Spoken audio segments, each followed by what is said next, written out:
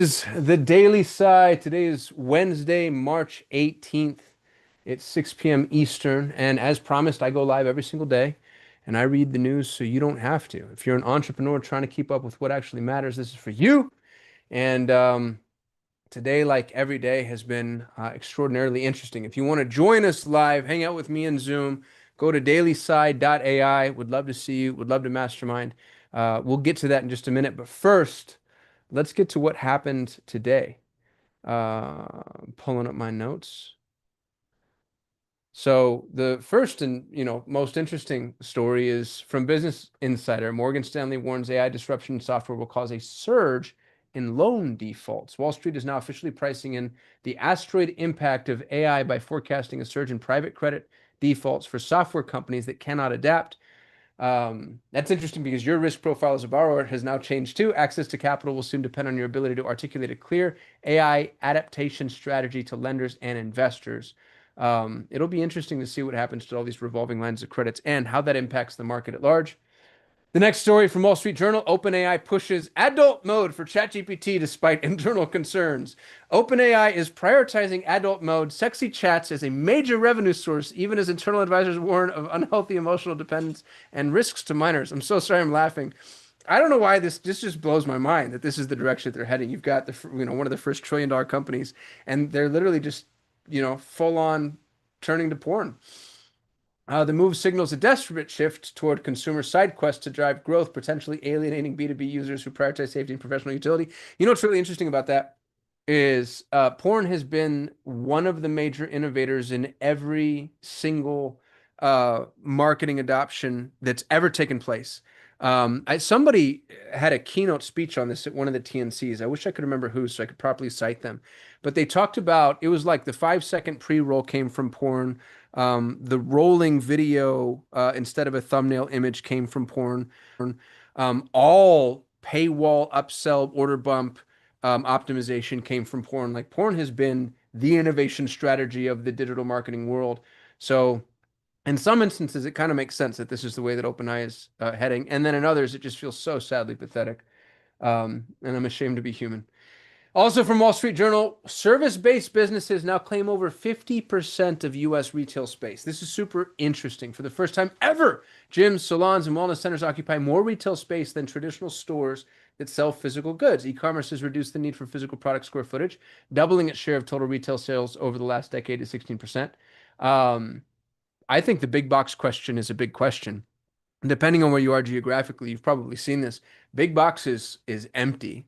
And a lot of the pivots that I've seen have been largely experiential. Where I live, they've opened like a pickleball court, a octane raceway, indoor like go-kart thing, a 40,000 square foot slide park that I take my kids to regularly, escape rooms, batting cages. Like they're trying to figure out what to do with all this big box space.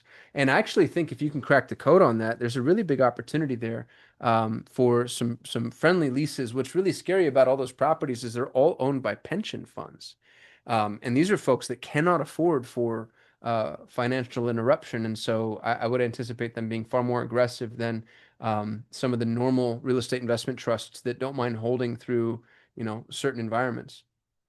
Some backup stories from Fortune: 30% unemployment for new grads. ServiceNow CEO warns that AI adoption could gut entry-level roles, leading to massive unemployment for new graduates. New graduates, you got to play the entrepreneurial game. That's my soft opinion. I think this is bad news for employees, good news for entrepreneurs in the short term. In the long term, we'll see. From Entrepreneur Magazine, self-driving trucks deploying in Texas and Arizona. Autonomous trucking fleets are moving from testing to official deployment in the $900 billion logistics industry. Physical world disruption is accelerating, and driving is one of the last. I mean, you want to talk about a job anybody can do and still support themselves, from trucking to Uber to Uber Eats. This will be interesting to see what autonomous vehicles, what kind of impact they have. That really, to me, does feel like the inflection point. That's the domino tip that once that tips, Uber and Lyft are the second largest employers in the United States, second only to the US government. So once all of that is autonomous, what do those people do? We have to have an answer from a societal perspective, and it's something that we have to talk about. I don't think we can ignore this. So Again, I promise not to get super dystopian, and it's hard, like you just have to talk about the facts. From MIT Tech Review, Pentagon training AI on classified data. Oh, good. Don't see this going wrong. Secure environments are being built for companies like Anthropic to train models on the world's most sensitive military data. Um, oh God, just remember I said this, okay? Remember we talked about how this is a horrible idea. And what else are they going to do? TechCrunch, Minstrel launches Forge for custom enterprise models. New software allows businesses to train custom models from scratch on their own data instead of fine tuning. That's awesome. Excited to see that trickle down to the SMB world. And also from TechCrunch, World Agent Kit beta released a tool that uses eye scans to verify a real human is behind an AI shopping agent. I think that's really interesting. See whether or not that catches on. E-commerce founders can now safely accept automated quote agent purchases without the risk of massive fraud. If I missed a story, I hope my counsel will let me know. If you're watching this and you want to join us live, please head over to dailysigh.ai, sign up for the community, come hang out because I think the more honestly, this is where I go to learn now. So the more people that we include inside of this learning forum, the more productive that forum is going to be. To my counsel, I now need to go figure out how the hell I did this. I changed my tools so that y'all can't show your cameras. Bam, start video and unmute. There we go. Everybody should be able to fire up now. And I only did that because Restream was down regulating my reach, um, which pissed me off a little bit. But who do we got? Grant, Jason, Brandon, Elliot, Kai, uh, the tried, the true. How are y'all doing, man? Really good. Yeah, really good today. Living the dream. You know what I did today? I fired up OpenClaw. Oh, really? Yeah, I went. Hostinger has this thing where you can do it for $8. It's $8 a month, and you can do it inside of Hostinger's like ecosystem. I have an affiliate link. I'm gonna send everybody because if you're gonna do this, you have to use my link because I'll make $230. It's Um, funny that you did that today because Claude, have you guys heard of Dispatch? yeah, See that? Did you yeah, see but it? I didn't think Dispatch was an open claw alternative, is it? Uh, I guess in certain degrees, like it basically allows you to run cowork from your phone. So like you can schedule your tasks, run everything in co-working, all skills and everything from Yeah, the Claude app on your phone. I haven't messed with it from my phone. That's awesome. Claude Cowork to me still doesn't feel agentic. It feels like it's always every time I go back to it, it's waiting for permission on something. Like it's not actually moving forward. I don't know if y'all have that same experience too.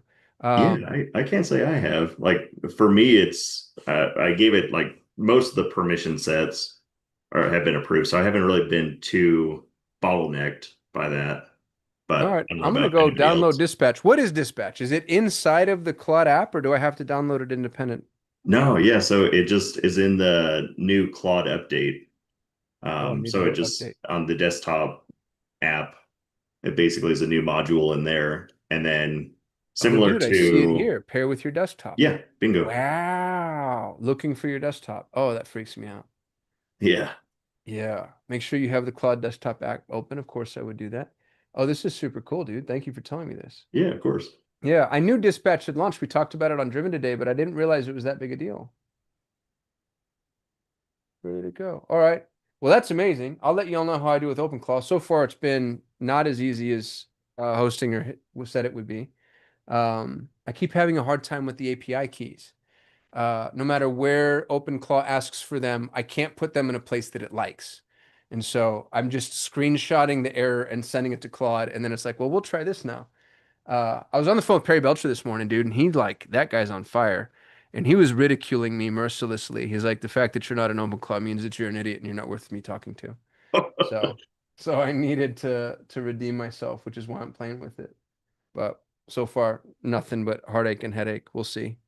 Peer pressure's real. Maybe it's just he wants somebody else going through the same pain he's going through. Maybe Dude, he that's is, yeah, that sadomasochism is strong with him. And he's the smartest guy in the whole wide world. So, uh, the stuff that he's yes. building, I can't talk about it, obviously, but like, it just blows my mind.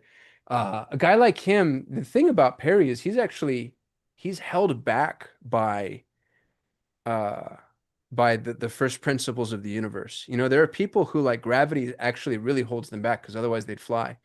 And then there's people like me who are like, once gravity's, removed, I'm like, oh shit. And I would just want to hang on to something so I can hold on to the earth. And I'd like to be the other type. You know what I mean? I'd like to be a Perry Belcher, but I'm not. So we'll see how far I'm able to make it with this. He does a he does the best balance of learn stuff, do stuff, get my hands dirty, but for a reason, not just to know the tool or what. It's like that. He's got that dialed in where it's not just learning Dude, he for learning's really sake, does. but he just like, oh, that's really cool. Let's apply. Let's build a business. Let's do that, and let's spin it up and on to the next. Yeah, he really, really does. And the stuff that he builds too, he actually pissed me off. I remember when AI first, when ChatGPT first launched, uh, me, him, and Jason Fladlin were on the phone together. And me and Jason were like, "Oh God, dude, this is the end. We've got to figure out like how are we going to tend to this? What are we going to do? Like do we launch a new mastermind? Is there a new event? Is there whatever?" And Perry's like, "Honestly, I'm not even going to worry about it. I'm not even going to worry about it. And you guys go on and play your Chicken Little bullshit." And within 48 hours, this motherfucker had launched AI Bot Summit, and he has the biggest AI event. And I'm like, "You jackass!" He was like throwing us off the scent so he could go do his thing. But God is, I mean, he's been relevant for 40 years. To do that is so hard, you know? And he doesn't like, he's 60 some, but he doesn't play 60. He plays 30. Um, and the guy just plays all out. So if you're watching this, go follow Perry Belcher, man. He's the godfather of digital marketing, literally invented digital marketing, which is so funny because on the call today, he was like, it's not an industry. Digital marketing is not an industry. It's never been an industry because industries create and it creates nothing. And I was like, well, you created the industry. So this is all your fault. You can't, you're just like Frankenstein turning around, getting pissed off at his monster. Anyway, what else are y'all playing with? What news did I miss or what else do we need to know? You could create a competing AI bot summit for the attendees' AI bots to attend while they are attending Dude, that's so Perry's. smart. It'll be like That's Malt Book except a conference. so smart. I'm gonna tell him that right now. I'm gonna pretend like it was my idea though. Um, just kidding. God, that's fucking brilliant. Hold on. Dude, I'm on my daily live right now, and this guy Dylan Fetch, who's fucking brilliant. He showed up every time. He's always blowing my mind. He just had the best idea.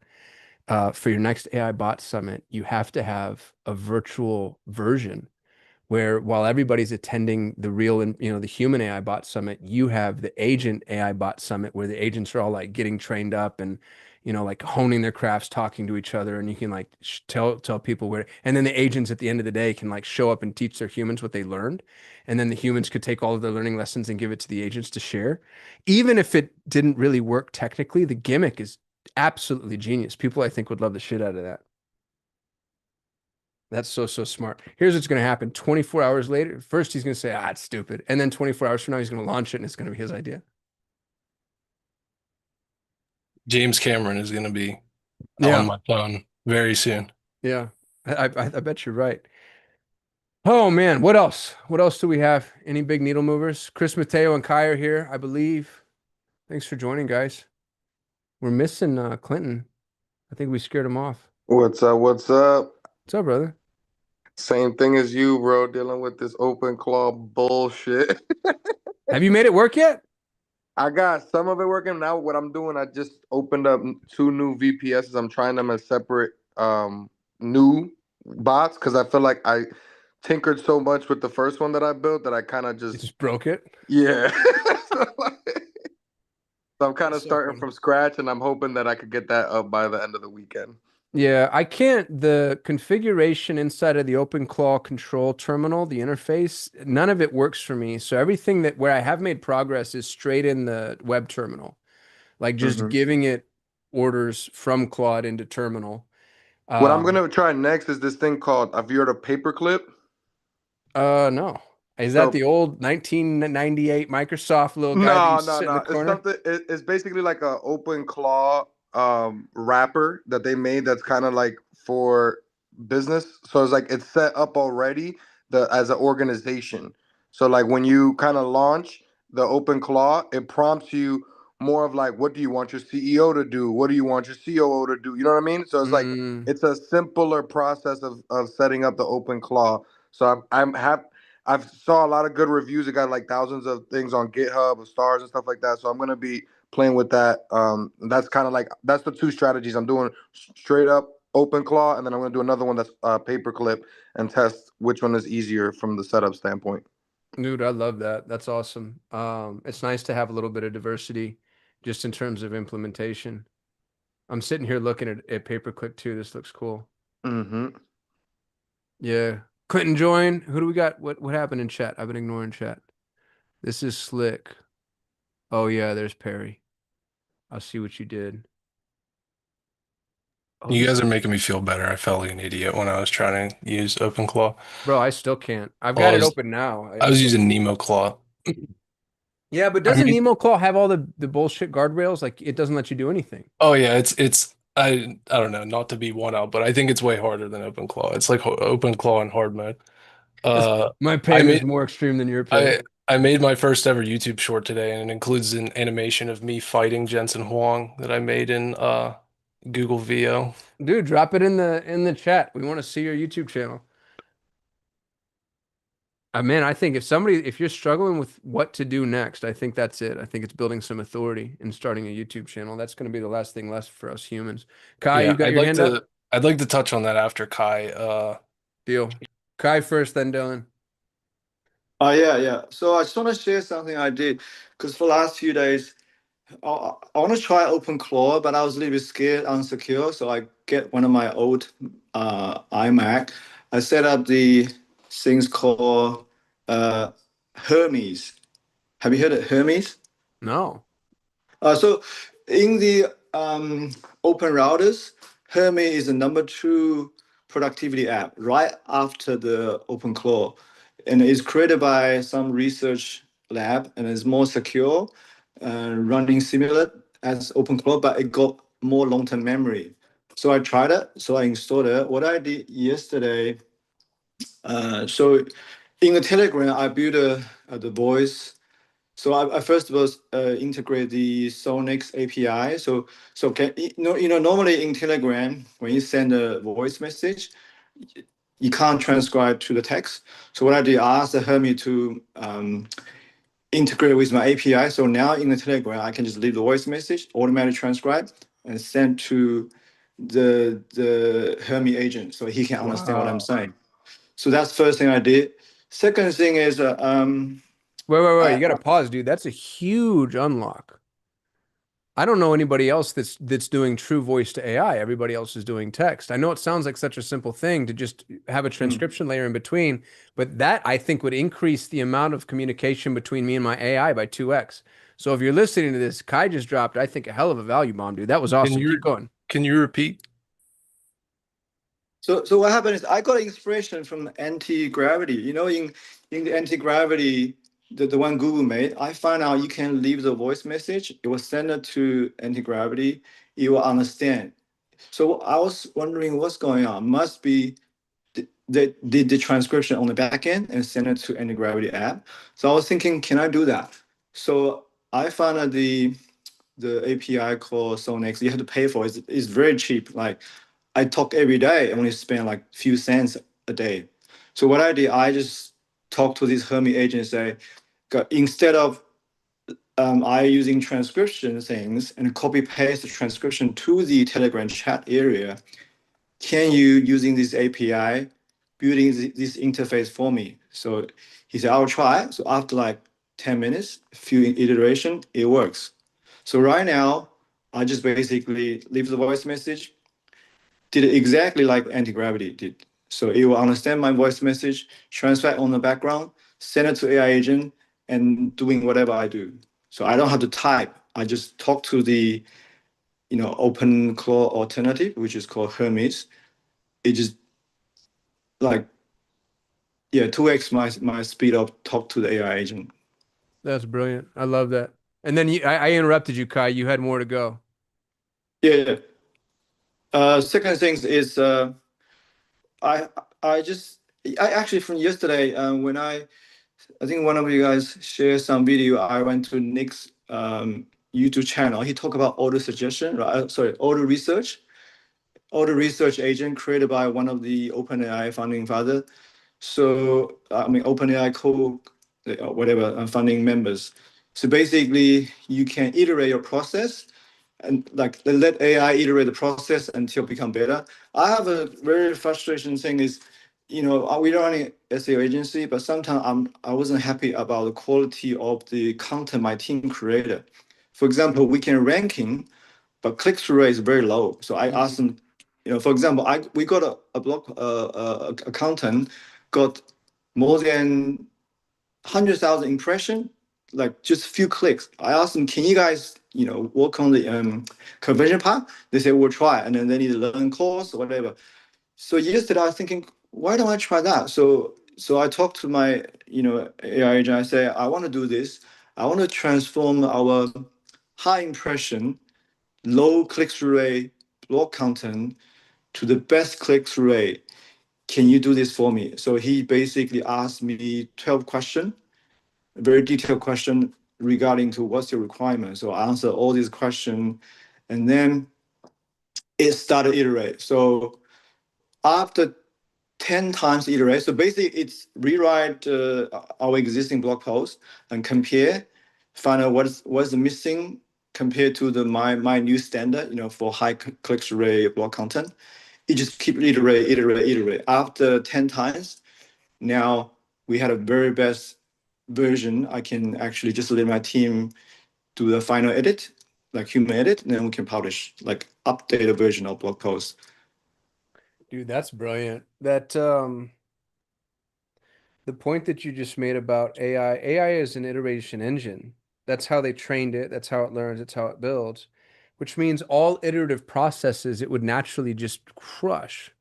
So I think that's a really, really smart, I think it's a really smart approach, not just for SEO, but I mean it's really everything, right? Because Yeah. you can manage your downside risk and just have it push out anything that has even a mild amount of input, it can iterate on because the input allows for a report card, Yeah, a yeah. scorecard. Yes, Yeah. that's what I saw. That's what I saw. Like what happened this morning when I drive children to the school, I using my voice message to the boy. I say, this is interesting. Can you create like a meta skill, master skill, so I can basically apply every process in my business? For example, landing page iterate, like landing page auto research, uh, uh, keyword research or research. I need a meta skill there ready. So every time I have some process not happy, I can just dump my uh, draft version or existing version of the stuff we created by our team.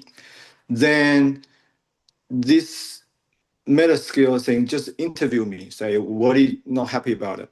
What's the Mm. best standard you can give me? Is there any online course transcription you can give me? So he asked me all those questions, and then he will create a specific auto research skill for me. I haven't tried it yet, but this meta skill already done. So I'll see how it goes. And you're doing all of this using the Hermes agent.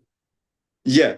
The only reason I using the I just thinking this is more not created by one person, and it also is they claim more secure. They give you actually the ability to actually connect to what they call cloud memory. They call Hong Chong what's it called HONCHO, which is like a cloud memory. So you need to pay money for. So I just calculated maybe for amount of work, if I using that, it may cost me $100 just save my memory. But that is your memory forever. You have everything there, all your Oh, history, wow. everything. Yeah, but yeah, it depends the cost. If you don't want that, you can just basically run it online, local mode. So right now I'm running local. Yeah. Dude, that's a big unlock too. Grant just dropped a link to the GitHub repository of this Hermes agent if anybody wants to play with it. If you're watching us live, this is why you show up to Zoom because we got a whole chat full of resources that y'all aren't getting. Go to Yeah. dailysigh.a and join us. The second reason I like Hermi is it actually allow you to connect to your OpenAI monthly subscription. So basically, I using Codex. What's the latest? Codex 5.4. Running that is way more cheaper. So I just running a whole day. I still with my $20 plan. I don't need to using API. If you're running all this, it will cost a lot. So I'm about to say something I don't understand. Perry told me this morning because he told me go fire up OpenClaw and you're going to burn through credits if you don't use Open Router. So what he said you can do is use OpenClaw, provide it with all of your APIs, which I think are really, it asked me for four. It asked me for OpenAI, Anthropic, X, and Chat. No, maybe it was just three then. Am I missing one? Doesn't matter. Oh, Gemini. And then Perry said, install Open Router, which gives you 60 models or 300 models and 60 providers. And then give your primary OpenClaw agent the mandate of choosing the best tool for the task at hand. The example Perry gave was if you have a bunch of McKinsey guys working for you for $1,000 an hour, and suddenly the filing cabinet needs to be emptied and taken out to the trash, you don't want the McKinsey guys doing that. And so you can more or less explain that to your OpenClaw agent using Open Router, which I haven't gotten there yet because I can't even make OpenClaw work.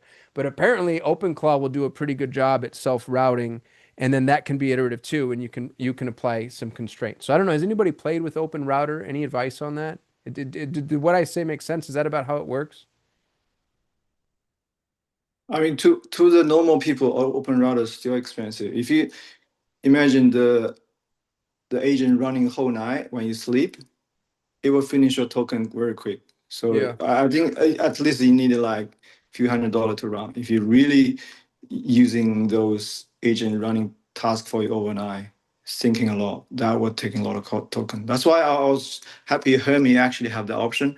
I tried, they have option connect to the Claude Code monthly subscription, but got reject. I think they tighten up the standard. So once you find out you're actually using the monthly subscription to run this agent thing, they will block you. But Well, so I yeah, want to, because what you just said about the token costs, it's such a good point that everybody brings up. And I think the fact that, not you, Kai, I think, but the way that other people are looking at it is flawed logic.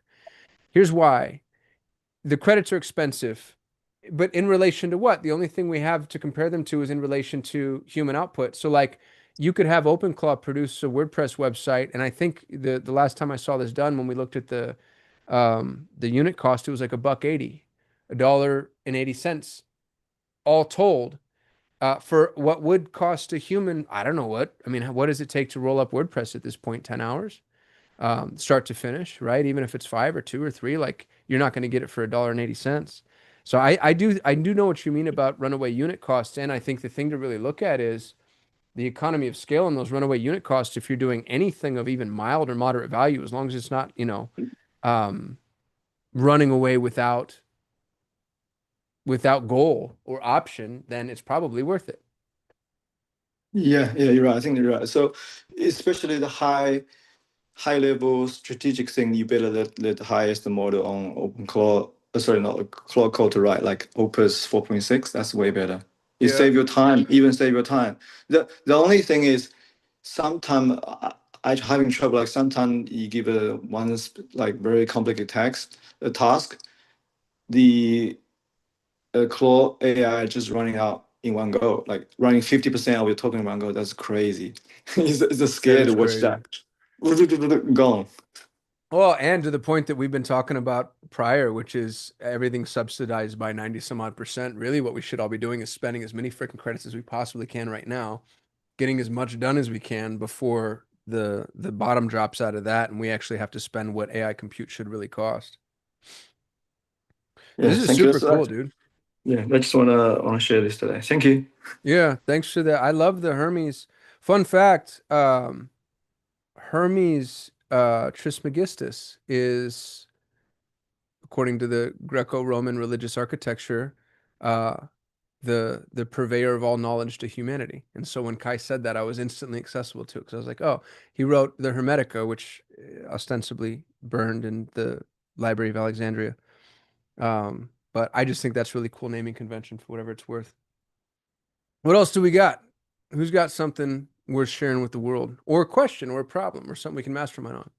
It sounds like Kai got way further than any of us did with OpenClaw. It really And I does, know, doesn't it? like Chris talked about it during one of the first group things. So I know he's been doing it longer than you and I, and it sounds like he's still having a bit of difficulty. So That's really cool that Kai found something that uh worked better for him and perhaps works better for other people too. Dude, I should have somebody on one of these calls walk us through an open claw implementation. I don't know if that'd be valuable to you guys, but I mean, that'd be a good use of all of our time, right? Somebody that actually knows what the hell they're doing, like give us a step by step. All right, I'm gonna make that happen. It would be cool to start bringing guests onto these calls. I wouldn't want it to be like a guest speaking thing because that would be a little boring, but it'd be fun to just like a guest council member where they come in and we get to like ask them questions and they participate in the conversation. But what I wouldn't want is I wouldn't want them to own the forum the entire time. I'd want you guys to keep doing what you've been doing. Is that fair? So if I start bringing folks, we'd still ping off of each other and I'd still want it to be a conversation. Clinton, what's this? First of all, everybody has to go watch Dylan's short because it's really, really good. Um, Dylan, I'm gonna post this in the main chat for you, and hopefully we get you a few subscribers here. Second of all, Clinton, what is this that you just posted? This is a video by somebody I follow called Nate B. Jones, and he is kind of bleeding edge AI news. He he's very good for MetaThink on how to use AI, and he caught a edge case where ChatGPT in a medical field actually failed Mm, or did the opposite of what it should have done. wow, interesting. Yeah. But otherwise, this guy's a very good guy to follow. Second to you, of course. But but yes, he's somebody I've been following for a while. Oh wow, dude, he's got AI News and Strategy Daily. Good for him. Yep. And it's long form and it's nothing but gold content. That's great. Nate B. Jones. This is awesome. I appreciate that resource. Thanks, dude. I just added him to my list of things that I'm never going to get to. You know what I had my EA build for me is it's a YouTube, I don't know what to call it, extractor. I can put any channel into this lovable app that he's created, and it'll give me all the videos, all the transcriptions, all the thumbnails, all the metadata, and then I can feed that to anything that I want. So I like have all Hormozy's entire channel. I went and did Callaway's entire channel. That ended up being really helpful too. My business partner said this to me. He's like, dude, I don't watch YouTube videos anymore. I summarize them using YouTube's own AI. So the thing to do there, if you're building YouTube videos, by the way, is to have resources referenced in the videos that people can have, but they have to go somewhere to get them. Because then the AI that's summarizing it will actually prompt its user, like, hey, if if you want it, this guy's giving this thing away, but you have to go behind whatever community gate might exist, which is I'm doing that with 3x Freedom.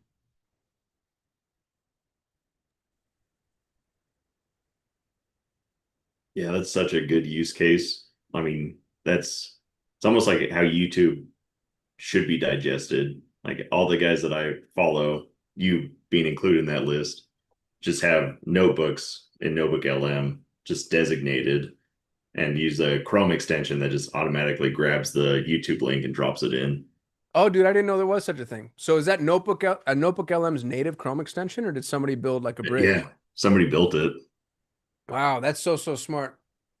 And then there's another Chrome extension that somebody else built that basically you can tag your notebooks and then will automatically go through and like clean up any duplicate sources or No it's way. just yeah, I don't all of that stuff is straight magic. I don't know how that works, but It really is. Well, and Notebook LM can be used as the brain for any custom gem, yeah. Oh which yeah. that's wild because I have yet to outrun Notebook LM. Like I'm sure there's a limitation on what you can add to it, but I haven't reached it. Is anybody? And dude, I've added like I think like Depends on what tier you're paying for. yeah. Like the free tier is much scaled down from like the pro plan, for instance. I think the pro plan you can upload like 300 sources, Mhm. 500 sources. But the free tier, you're limited to 50. Oh, And then, of interesting. course, if you're paying for an ultra, it's even more. Grant just gave us what is this called? Notebook LM AI Sidebar is the name of the first extension. And then the name of the second extension is Notebook LM Tools. Add to Arc. Yeah, Notebook LM is one of the unsung heroes of the AI world, as far as I'm concerned. There's a lot that you can do with that. And that, turning things into podcasts the way that it does too. Y'all know Chris Mercer, measurement marketing. Chris is like you're not allowed to call him Chris. Mercer's like the god of all things measurement, has been for 20 years. And then he moved on and started playing almost exclusively with AI. And he does this thing that's really, really, I think it's really sharp. I've never seen Notebook used this way. And maybe this is the way it's supposed to be used now that I'm about to say it out loud. But he goes on these learning missions and he aggregates everything that he's trying to learn. He puts it all into one Notebook LM, and then he has it, and then he just listens to that as a podcast. So instead of having like hundreds of articles to go through or hundreds of videos, like he just lets Notebook summarize the whole damn thing and listens to this one episode, which I always thought the podcasting feature in Notebook LM was kind of gimmicky until I saw him use it that way. And I was like, oh, holy shit, that's actually the best way for me to get access to that content. It used to be gimmicky, but they've upgraded options and features to it that make it a more robust and like interactive thing. The interactive thing is nutty. Like Yeah. the raising your hand when you're listening to your own podcast, and then you can interface with it. Stop it. Oh, dude, I've seen that. And you get to call in as a guest, right? Uh-huh. Yeah. So you're like, Yeah. double click on that. Teach me more about, whatever it is. Wow, that's so cool. Yeah, that's really there's a use case there too. It's so overwhelming to think about all these things because every one of them could make you money if you just spent some more time into it. Oh yeah. I mean, especially for any of us, anytime I'm driving now, it's either I'm listening to a podcast or I'm doing that. Yeah. Just like talking to my phone, teach me something. Yeah. Who are you guys listen to? Who are the thought leaders you follow? I mean, I listened to what's the guy's name? Matt Gray on Open Residency today. Yeah. Matt's a really smart guy. Yeah, I caught that one too. I've been liking those a lot on Open Residency. I like the fire off round on questions at the end too. Yeah. Yeah. That guy's he does such a good job with hosting. Yeah. Who's the host of that? Wait, is Matt Mark the host or Brazil. was That's it. Matt. Matt Brazil. Yeah. Yeah. Okay. Okay, I see it here. I'm on Open Residency. Mastrandrea. Who's that? He's the founder of Iconic. He's the host of Open Residency. Okay. Yeah, but Matt Gray, who is on it. Dude, it's so funny. They only have 40,000 subscribers. Like there are all these little gems, like these little pockets of amazing content that for some reason never get the lift they deserve. Who shared the open residency episode with Callaway? I think it might have been Brandon. Yeah, it was Brandon. I was listening to that this morning, and then I made a YouTube short and used a lesson that I learned. I didn't even listen to all the way through the podcast. I'm like 30 minutes in, and I applied a lesson from the podcast to the YouTube short. I think it was Grant that shared Callaway. Oh, was it? Yeah. Yeah. Not me. Yeah. Well, What good was the job. lesson, Dylan? Sorry, Yeah. Grant. Oh, good. No worries. So I wanted to do just the low effort document on screen and talk over it. And he said, like, movement is really important. Imagine you're a deer in the woods and you're drinking water, and then something moves in the corner of your eye. Your brain is like designed to track movement. And so I thought, I want to have something moving. And I was making these funny pictures of me and Jensen Huang, and I thought, I wonder if it could animate it. And it did, and it did a really good job. I didn't expect it to give voices. I thought it was just gonna be a thing. So yeah, What did you use to animate this? VO, the Google one. I VO3? tried, or I visited Sora, Yeah. and it's a little bit of a weird gray area. It asks you if you're uploading a picture, or like, it doesn't specifically say picture. It asks if you're uploading a person without their permission. And a cartoon of Jensen Huang is kind of a gray area there. Whereas on YouTube, it specifies, is it realistic? You can upload a cartoon of somebody, but if you try to upload like a deep fake, it's well, I don't know what it does if you click yes, like this is a person realistically doing things that they haven't actually done. Uh, but they do ask you that. Yeah, that deepfake game is going to get more and more interesting. I know we talked about this yesterday, but did y'all follow any more of the Frank Kern fallout? It got rough between Alex and Frank. Anyway, it doesn't matter. But Frank didn't do a damn thing wrong. He was able to show the receipts, but it sure looked from the outset. It looked like he did, and a lot of But people there was just jumped on no, that. it doesn't make any like it can only be an attention grab thing. Like to be there was nothing in the what he was posting about to reference her, to do anything, for her not to reach out to him first and go, dude, what's Yeah, up? That's I weird to agree. me. I think that absolutely should have been step number one. I think the thing, if I were her, that I would have taken offense to, Frank was selling a copywriting course and she's a copywriting guru. And so that's, if somebody was selling a Google Ads course and they started using my face, I'd be like, hey, what the hell? And that's happened, interestingly. But you're right, dude. It was handled in just a really interesting, like, let's make this a public forum kind of way. Um, yeah, without being too aggressive with my opinion. A creator that I know of found there's a site called Character AI where you can like put in a person and it will take all of their content and create an AI version of them. And he is a voice coach. What's And this so called? Character AI? yeah, he's a voice coach. So he has 800 YouTube videos. And without his permission, he found that there was a character AI of himself. Uh, Wow. and I thought it was a great turn lemons into lemonade thing. He interviewed himself and videoed it. Um, and yeah, I thought that that was a because that would be so weird to just like find that. I actually looked to see if there was one of you shortly afterwards. There's not, fortunately or unfortunately. Yeah, I'm Uh, not big enough yet. yeah, I I'm haven't just made it yet. offended now. I haven't Uh, made it yet. but yeah, he said his main concern was that it didn't give advice exactly how he does. He was trying to trick it into saying bad voice coaching, and he succeeded. He got it to say things that he wouldn't normally tell a person. Mm, Uh, but it wasn't like close enough to. It was just voice. I don't remember if it did. His name is Chris. I can post a link in the chat because it is an interesting thing and it's a pretty short video. yeah, Brandon Turner said something to me that was, I thought, really insightful. He said, I feel bad for anybody who hasn't established even a little bit of authority pre-AI because it's going to be so hard to convince everybody that you're not AI. Like Brandon is Beardy Brandon, has been Beardy Brandon, and everybody knows Beardy Brandon. And so, like, his ability his facial recognition predates the filter we have for is that AI?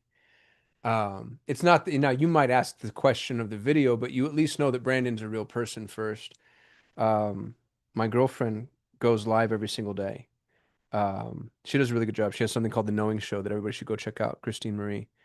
And the number one question she gets, and she gets it frequently throughout her entire life, is this AI? Is this AI? Is this AI? Is this AI?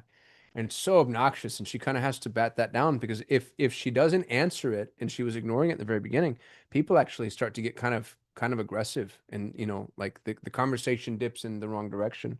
So she has a large enough following now to where they sort of protect her. Like people in the chat will jump in and be like, "No, it's not AI, dude. I show up here every day." But we need to find a way. I wish there was like this is an idea. I'm sure this already exists. There has to be like a no AI verification. You could almost the same way that you pay Lloyd's of London to come in and audit your business, you pay somebody to come in and audit your tech stack, and then you can use their no AI badge, and then they protect that. And anybody with the no AI badge is like basically saying, "Hey, I'm, I'm committing to the rules and standards that are set forth by this particular entity or organization or whatever it ends up being." Somebody's got to go start that.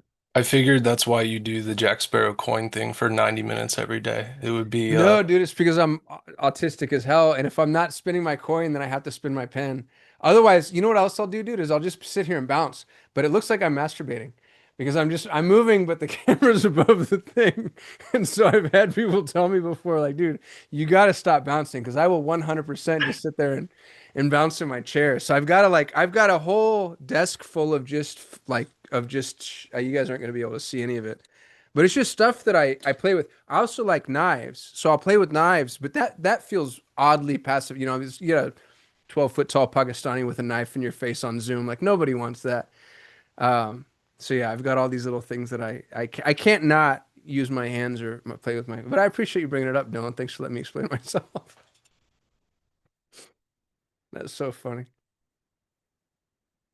Before I thought of that, that was what I thought. What actions or things can AI not reliably reproduce in video? And then you just do that. Even if it's not like playing with your hands, it could be some sort of like marble run in the background that is just constantly going, or just something that would be very um as because early on in this thing you said live is hard to replicate with AI, but Yeah, harder. inevitably, It's not impossible. yeah, inevitably that will change, and we'll have to But figure out other I things.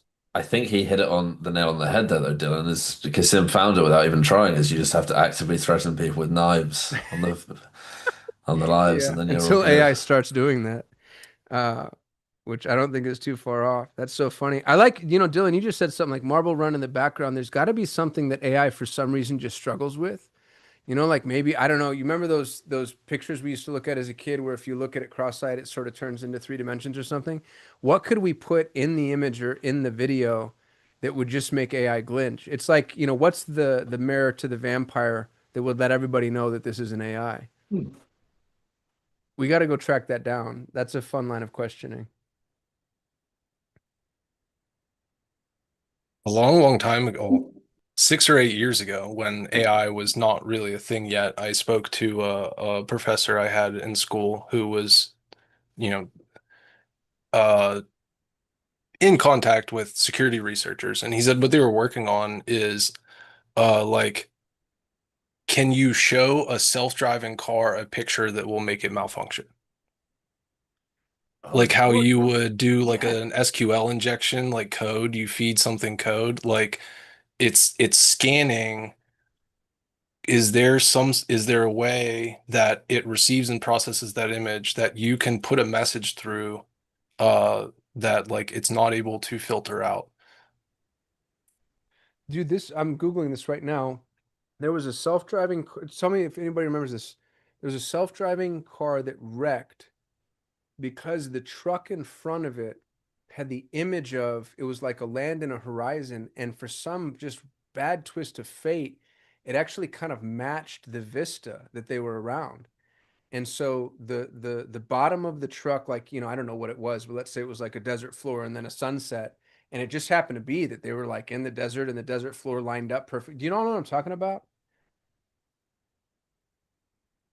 It was kind of a well-known, or I don't know if it's no, okay, it's according to Gemini, it's still a thing.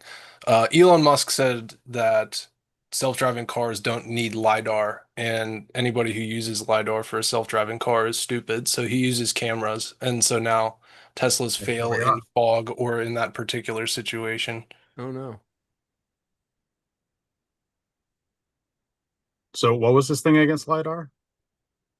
Elon Musk says that you do not need LiDAR for self-driving cars, and What is he's only LiDAR? going to use cameras like It, radar, but Yeah. Hmm. yeah. with light instead of Your iPhone probably has a LiDAR sensor ray. on it if you're using a new one. LiDAR is more expensive than using cameras.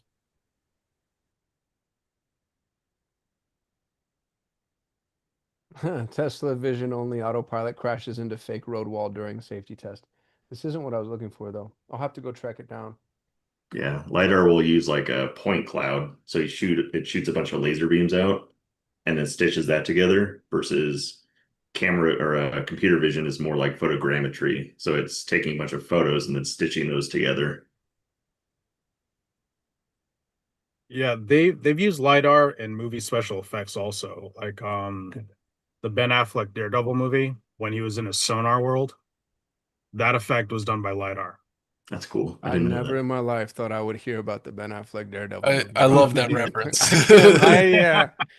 I'm like, man, Of all the things to come back from the dead, that's one that I bet you he wishes he could forget. You know who actually should be more embarrassed of that film than Ben Affleck is Colin Farrell.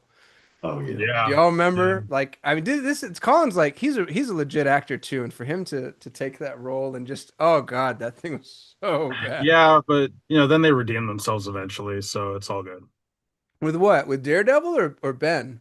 Well, Colin Farrell, I'd say redeemed himself more with the Penguin, though I haven't seen all of it. I haven't seen the Penguin. I like Colin a lot when he's Irish. I like him in Bruges, Intermission. Um, any all the McQuarrie. No, what is Martin McDonough films? Seven Yeah, Psychopaths. Yeah, he's great so when he's good. Irish. When he's not Irish, he's putting on too much of an act. Not I not hate Ben with Affleck Penguin. though. Not with Penguin though. It No, is unbelievable. really? Okay. Oh my, you can't find him. You Yeah, can't but don't they find, have the shiny vampire kid as the Batman? and it's so good. I was so Yeah. against Really? it.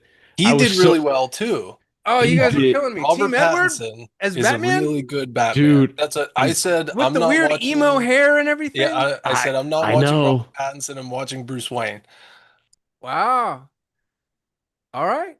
If I they have to could go watch it. amalgamate the casting on all of these movies and make one like gold standard, It would be I would Michael be Keaton there. as Batman, obviously. Well, there you Get go. out of here. But I don't know, maybe that's something you could do with AI, where you make like the best version of all these movies. Yeah, well, And I think what's going to happen, to be honest with you, is I'm going to be Batman. You're going to get to watch a movie and you're going to decide like who you are. And yeah, I was actually going to take that a little bit further. I was going to say who the love interest is, but I don't want to get in trouble. So, but yeah, I feel like the Amanda's talked about this a little bit. He says that AI is the death to Netflix. It's obviously the death to Hollywood. Like I watch my son's obsessed with dinosaurs. And he sits there and he makes these videos of and he knows all the dinosaurs like to I don't know to weird degrees, but he's like, oh, what would happen if this fought with that? And then he'll put the video together and it's so unbelievable. It looks better than the most recent Jurassic Park. Like it's so good. And he's 10 and he has zero patience. If he can do that, you know what I mean? Have you guys watched who are they? There's the brothers. Is it the Tor brothers? The AI video guys, you know what I'm talking about? They have their own awards. It's 3 letters. The Door brothers. These guys are absolutely crazy. They do all of this. I don't know how they get away with it either, because they use a bunch of celebrities that they obviously don't have the rights to. Check out the Door brothers, the world's leading AI video studio is what they claim. I believe them because when you see what they do, it's so good. But the thing about it is they do it long form, and they do it in a way that like doesn't feel. That's so funny. It doesn't feel prompt restricted. I don't know how they're pumping this crap out, but it's really well done. And then they have the Door Award, which that's a hell of a way to plant your flag as a brand. We're not only the best, we're gonna choose who the best is on a regular basis. Yeah, to circle that AI and entertainment thing around as well to what Dylan brought up earlier with character AI, if I would say if anyone has any particular interest in any fictional world, those guys are working very, very hard on trying to build autonomous fictional characters to have discussions with. So What do you mean, you like can World of Warcraft stuff? You can actually talk to the. no, I don't even just mean an NPC in a video game. I mean, they're downloading all the text to do with specific fictional characters. That's the original point of character AI, actually, is they're really pushing hard to make autonomous fictional characters from various IPs, right? If you think about that, and the potential for that, if they can become the engine for various brands to then plug those autonomous fictional characters back into games and other forms of media. It's Mm, just a very fun thing to play around with and imagine the potential when autonomy is more on the table. yeah, that. So then the question becomes because there's multiple storylines for Batman, right? Some of them are way darker than others, and they take different departures. And I guess it would be kind of fun to be able to talk to different ones or choose which. I guess that was what Clinton was saying earlier, is you could kind of amalgamate. You'd be like, all right, I want this Batman and this Penguin, but in this context, certain Catwoman, yeah. certain Catwoman. Who would be the Catwoman, dude? I think Halle Berry did a damn good job, for being honest. See, that's something I didn't expect to hear either. Really? Yeah, but imagine Julie Newmar along with Michael Keaton. I don't know who Julie Newmar is. the 1960s Catwoman. Or Oh, one wow, of, you're going back. yeah, like one of them. Julie Newmar. Okay. She replaced Eartha Kitt. Oh yeah, old school Catwoman. I remember her. Yeah, who was the one in the Keaton? Was that Madonna? Michelle Pfeiffer. That was Michelle Pfeiffer. Okay. She looks a lot like Madonna. I've been neglecting chat, guys. I'm sorry. One of my reports told me about a subreddit, and I cannot remember the name of it. It's something like my AI boyfriend or my AI girlfriend, and they all used a particular anthropic model. It was like Opus 3 something, and they somewhat recently sunsetted it. And she said it was like one of the most depressing things she's ever seen going through this subreddit at all these people and their AI spouse or like AI boyfriend, AI girlfriend was dying and that they were all like going through grief and like it, I ended up not looking at it because that sounds like I got way too many blues for any more bad news. But I thought that that was like pretty crazy. Also, that was before they fixed all the sycophancy problems. That's what probably why they use that particular model. Yeah, I just wanted to add to that, Dylan, that was the most sycophantic rated model that existed at the time. That makes And sense. and that leads into one of your lead stories, right, man? That like watch AI out if gets an boring. OpenAI lean into this. Yeah. Well, they already say the number one use of AI is therapy. And it's a question of classification because it depends on how you choose categorically to define something like is self-improvement therapy, let's say, or is relationship advice therapy. But if you allow for a broad bucket, the number one use of advice is therapy. I use it AI all the time, often just to see how it is that how I'm going to be perceived. Like, hey, is this going to, but it leads to therapeutic conversation. And then you kind of have a perfect storm. Scott Galloway has this talk. It's horribly depressing. Let's go there. He says, 1 in 4 men can't name a best friend, and 1 in 7 men can't name a friend. Like men specifically have been so isolated for a bunch of reasons that I mean, some of them appear more obvious than others. A lot of it has to do with just the way the workforce is manifested, and then a lot of it has to do with the fact that post-secondary education, I think, has been repellent to the masculine as a whole for 20 years. But it's left us with a lot of really lonely people. And then you have this interface that, I mean, it doesn't not work, right? So I think it's easy to be really judgmental of that, but it almost makes perfect sense. Um, and I would anticipate like in 2 generations from now, that's maybe something that becomes, I don't know, mainstream, accepted, built upon. I don't know. Time will tell. It's so fascinating. I mean, back when, just the example of her, the Joaquin Phoenix movie, that was the most fascinating part of that because I mean, you have to sit there and go, okay, well, what is love? Yeah. Is my, if I love my dog, is that less love than my kid or my kid, vice versa? And then if it's an entity, is it a thing? If it's causing these emotions in me, if something, it's just a fascinating thing to sit there and think about. Yeah. Well, and to the point that Dylan was making, like as these agents go away or die or get deprecated, what is life? What is death? What is, are you allowed to mourn something like that? Um, yeah, these are just, it's an interesting thing to have to contend with. This is the craziest time to be alive, y'all. Like this is it. There's just no question in my mind. There's been some freaking crazy times, but this is it. It'll be really interesting to see what happens and whether or not any of this is real. Maybe we are all in a simulation and this is how the simulation is. I hope not. But I think we did it. How do y'all feel? Are these calls still going well? Still a good use of everybody's time? Anything we can do better? If you're watching us live, you can always join us in Zoom. You can go to dailysigh.ai and sign up for the Free Forever community. Sign up for the Zoom calls. We'd love to have you join us. Other than that, we go live every single business day at 6 p.m. Eastern. We love you. We mean it. High fives. I'll see y'all tomorrow. Bye, guys. Good talk.